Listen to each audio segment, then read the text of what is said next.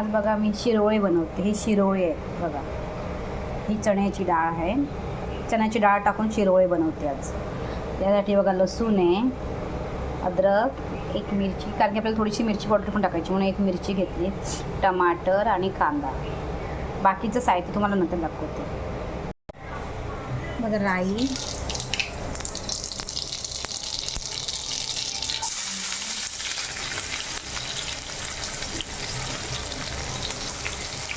कढीपत्ता,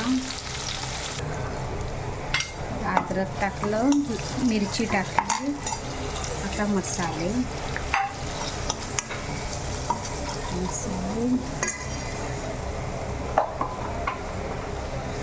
मीठ,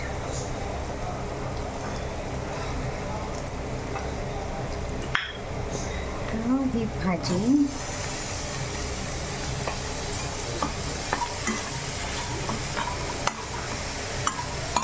आता ही चण्याची डाळ शिजवलेली,